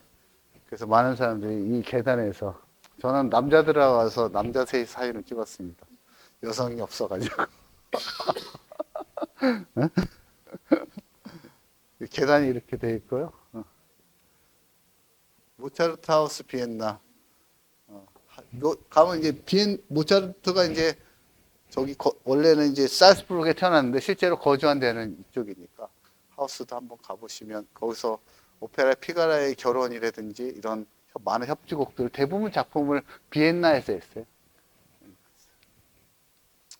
성공적인 공연도 했고 후원을 받아서 가보면 아파트도 있고 음악 작품도 전시가 되어 있습니다. 그 다음에 또 한 군데 여러분들 좀 외곽이긴 한데 비엔나 중앙묘지에는 되게 음악가의 무덤이 있어요. 다양한 무덤도 있는데 거기에 건축물도 계절별도 있고 카톨릭, 개신교, 유대교, 이슬람, 불교 다양한 종교 구역으로 우리 현충원처럼 돼 있어. 어마어마하게 큽니다. 딱 가면. 근데 저는 이제 관심 있을 게 규모가 2.5km제곱미터로 뉴욕 센트럴포보다 크니까 얼마나 크겠어요. 33만 개 이상의 묘지가 되는데 그 중에서 이제 저는 이제 음악가와 작곡가 베토벤, 슈베르트, 브람스 이런 작곡가. 그래서 요한 스트라우스 가족, 슈베르트, 그다음에 브람스, 그죠? 이런 분들의 음악가 묘지가 있고 모차르트는 실제로 묻히지 않아도 시신을 못 찾았잖아요. 가묘를 여기다 이렇게 한 거죠. 시신을 못 찾아가지고 근처에 돌아가셨다고 하는데 이렇게 됐고. 그다음 비엔나 가시면 여러분들이 이제 반드시 해야 될 게 바로크의 오케스트라의 전통 실력 이게 되게 사중주 이런 게 되게 많아요. 꼭 가보시면 이렇게 예약을 해서 한번 들어보시면 좋을 것 같다는 생각이 듭니다. 비발디나 이런 노래를 음악의 도시이기 때문에 들어볼 수 있고 오페라 아리아나 테마벨로 콘서트 7년 콘서트 크리스마스 특집 공연이 너무 많죠. 그래서 여러분들이 비엔나를 가실 때는 정말 충분히 한 6개월 전부터 예약을 딱 해가지고 좀 그렇게 갑자기 어디 갔다가 비엔나 미술관 가죠. 이렇게 하지 마시고. 비엔나 프로탄, 비엔나 이제 공공공원, 뭐 이건 뭐 전시센터 대관람 운하하지 않아요. 되게 큰 공원. 우리나라 에버랜드 같은 데가 이렇게 있다는 거. 내부를 다니는 열차가 있고. 또 비엔나는 이제 부르넨 마켓 최대의 어떤 재래시장, 전통 재래시장 같은 게 우리가 부르넨 마켓에 가면 이런 전통 재래시장을 볼 수 있고 보니까 음악가 통해서 마케팅을 하더라고 보니까. 예를 들어서 여긴 누구죠? 모차르트를 상품화해서 초콜릿 같은 것도 많이 팔고 여기는 또 핸델을 통한 초콜릿이 있고 음악가별로 그래서 음악가를 통한 제가 마케팅했고 그럼 말씀드린 대로 연매출 4종 스와롭스키는 다 아시죠?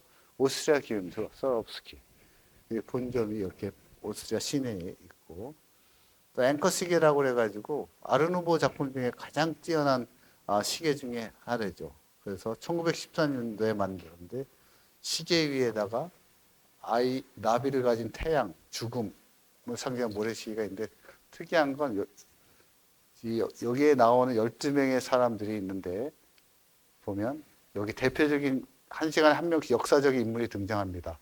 1시에서 2시에서는 마르쿠스 아울레이우스, 카를 데제, 3시에는 레오폴드 6세, 뭐 7시에 8시 막시밀리안 1세 이렇게 돌아가면서 아까 그 시계가 이 시계가 한 명씩 나오는 거죠. 사람들이. 앵커 시계라고 하는데 한번 나중에 가시면 보면 되고. 비엔남은 역시 카페죠. 카페. 그죠? 비엔나 카페. 커피 많이 들어보셨으니까 약간 프림 올려놓고 한 1876년에 오픈한 카페가 카페 센트럴이 가장 오래됐다고 합니다. 그래서 페타 알펜데르크라는 유명한 작가가 자주 들렸고 시틀러도 장무하고 그래서 옛날에는 우편물 주소를 카페로 했어요. 거기 주소가 집에 잘 없으니까 카페에다가 우체통을 놓고 방문을 했죠. 이 사람이 이제 보면 알펜베르크라는 사람이 딱 그 동상이 하나 있어요. 제가 시켰습니다. 비엔나 커피인지 딱 이거 제가 시킨 걸 제가 찍은 거예요. 시켜서 찍어서 하나. 그다음에 그 또 1870년에 서있을 때 그 카페에 샤오라는 이 커피숍도 상당히 고풍스럽고 유명하고 여기 케이크도 되게 내가 다 시켜봤어요. 살만 찌더라고. 그 다음에 여러분 이 브랜드 너무 알죠? 웨하스 알아요? 웨하스? 어렸을 때 거의 여기입니다. 매너숍 그죠? 이렇게 그죠? 헤이즐 웨이퍼 웨하스라고 어렸을 때 기억 회장님 아시죠? 웨하스 그게 여기가 저기예요. 오리지널 1898 출시돼서 웨이퍼 사이에 헤이즐넛 크림이 4층 들어가 있는 이 한입 크기의 과자. 오늘날까지 그대로 이게 비엔나. 웨하스 아세요? 웨하스? 그래. 그다음에 왕실을 개조한 레스토랑 이런 이게 팔메나우스 왕실을 개조 실내에 이건 제가 다 한번 넣어먹고. 그다음에 보행 쇼핑거리죠. 아까 스테판 성당을 중심으로 약 1.8km의 보행자 거리가 선장이 돼 있고 이렇게 도로가 되어 있고 쾌트런트 바로 옆길로 스테판을부터 랑슈트라스페를 쓰는 가장 유명한 쇼핑거리가 케른트너 거리가 있습니다. 케른트너가 있고 그라벤 거리 3개의 거리가 있는데 이것도 보행 쇼핑거리인데 전통적인 비엔나 꼭 초콜릿 가게들이 많이 있고 그래서 이렇게 돼 있어요. 그라벤 스트리트 이렇게 연결이 돼 있어. 이렇게 도로가 스테판 대성당에 그래서 항상 모여서 그라벤 이렇게 지도로 제가 한번 그려봤어요. 그래서 여기 이렇게 다니시면 될 것 같아요. 이건 문화 라운지고 제가 한 시간이 많이 되는데 한 5분 정도만 더 할게요. 여기는 이제 비엔나에 대한 설명을 했는데 그래서 비엔나를 가시면 살츠부르크라는 인근에 도시지만 모차르트의 고향에 한번 가시면 살츠부르크라는 알프스 산맥의 북쪽 가장자리에 있는 성입니다. 이 살스라는 것은 영어로 솔트라고 해요. 소금. 버그는 성, 캐슬이라는 뜻이고, 그죠? 그래서 그 함부르크 한 부르고인데 그래도 성이라고 그러고 가시면 모차르트가 탄생한 곳이다. 음악적으로 활동을 한 곳으로 되게 유명한 곳입니다. 우리 모차르트 생애 업적을 모차르트 박물관을 가면 여러분들이 알 수 있죠. 너무 잘 알고 있기 때문에 모차르트의 탄생과 음악적 유럽 순회 어렸을 때부터 천재적이었죠. 그래서 궁정음악가이기도 하고 또 이탈리아 여행을 하면서 오페라를 학습을 하고 그죠? 밀라노에서 미트리다테 폰토의 왕 이런 걸 초연할 정도로 천재였죠. 그 다음에 1782년도에 아까 그런 성당에서 결혼했고 하이든과 되게 친분을 많이 쌓았다고 합니다. 유명한 피가로의 돈조반니, 코치파트의 마술피리 이런 위대한 오페라를 만든 사람이죠. 교향곡의 초기부터 중기, 후기까지 교향곡의 대가고 또 협주곡의 대가기도 하고 실내악, 현악 사중주를 또 헌정한 대표적인 분이고 종교음악 마지막에 모차르트 영화에 나오죠. 레퀴엠 그죠? 마지막 그 운명에 죽으면서 만들었던 작품들. 종교적으로. 그래서 모차르트 음악은 저는 음악에 대해서 잘 모릅니다. 근데 모르지만 보면 명확한 형식 균형이 있고 선율이 중요하고 감정 표현이 되게 깊다고 합니다. 그 사람의 영향은 너무너무나 유명하죠. 음악 교육에서 거의 바이블 정도 유산을 마치 앞으로도 그 모차르트 같은 사람이 나올까 하는 궁금증을 낳게 합니다. 그 다음에 살스부르크 가면 되게 세계에서 유명한 페스티벌이 7월부터 8월까지 열리는데 그 중에 하나가 도시 전체가 어떤 살스부르크 클래식 페스티벌이 열리기도 합니다. 그래서 여름에 한번 살스부르크 페스티벌에 한번. 그 다음에 여러분 영화에 사운드 뮤직이 있죠? 그 배경이 되는 장소죠. 미라벨 정원. 도, 레, 미 촬영한 장소. 그죠? 바로 이 장소가 바로 가시면 사운드 뮤직 살스부르크에 있습니다. 그 다음에 이 위에 살스부르크 맨 위에 호헨살스부르크 성이 되게 높게 있어요. 11세기에 졌는데 한 번도 적에게 함락이 된 적이 없는데 여기 그 뭐라 그러죠? 이렇게 연결될 거 갑자기 생각 안 나네. 이 타고가 올라갈 수가 있어요. 왜? 푸니쿨라 타고 오시면 여기 레스토랑을 반드시 예약해야 돼요. 예약을 해서 거기서 보는 뷰가 쫙 그 살스부르크가 그래서 좋습니다. 살스부르크는 알프스 산맥 쪽에 있고 호수에 이렇게 연결된 살스카머구트 라는 42개 호수가 있고 가장 세계적으로 유명한 호숫가 마을이 바로 여러분들이 보는 할슈타트죠. 전 세계에서 가장 아름답다고 하는 할슈타트. 네? 여기. 그죠? 인구 750명밖에 안 살아요. 경관이 되게 그러니까 비가 올 때도 좋고 화날 때도 좋고 그죠? 이번에 가보셨죠? 이거 제가 찍은 사진이에요. 예, 약간 비가 온 다음에 그쳐서 구름인데 제가 이렇게 이 사진 이 구름이 멋있어서 제가 한번 찍어봤어요. 사진의 원본이 필요하시면 저한테 연락해 주시면 제가 보여드리겠습니다. 할슈타트 역사적 소금 강산이었었어요 옛날에. 할슈타트가 소금 강산이었고 마지막 근데 왜 이렇게 되지?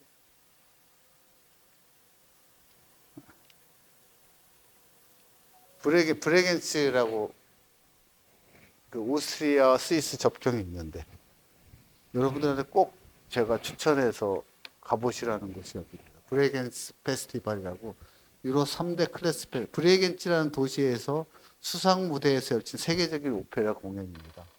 2차 세계대전 직후 1946년부터 전쟁으로 황폐한 지역에 문화적인 활력소를 저했다.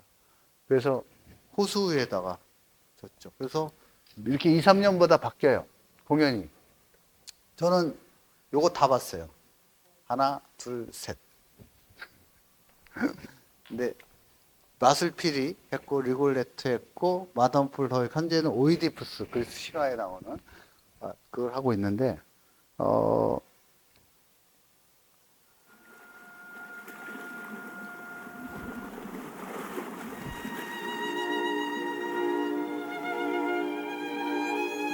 이게 무대입니다, 무대. 이게 보는 데고. 저는 여기 앉았어. 좌석도 중요해. 예약하는 방법을 내가 알려줄게.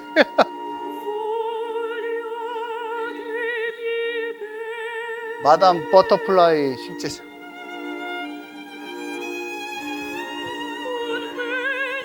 공연은 9시에 9시에 저녁에. 너무 아름다워.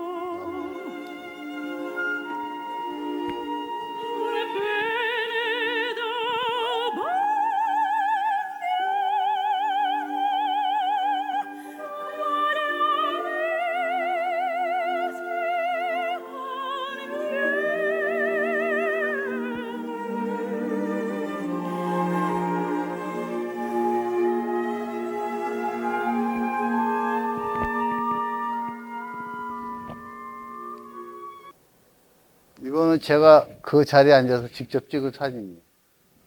뒤에서. 맨 뒤에서. 이 자리가 좀 비싼데 좌석 번호까지 제가 알려드릴 테니까. 예? 그 제일 중요해. 뭐 다 비슷한 자리 같아서 내가 연구를 얼마나 많이 했겠어요. 어느 자리에서 잘 보일까. 이거 제가 찍은 영상.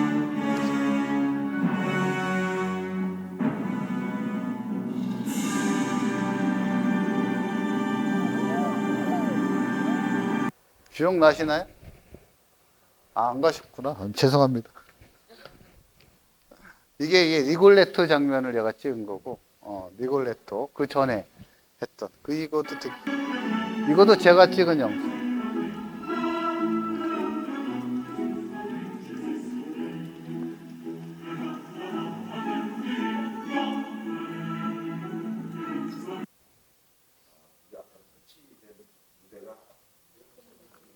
예, 이 3년에 한 번씩. 아니, 작품이 바뀌니까.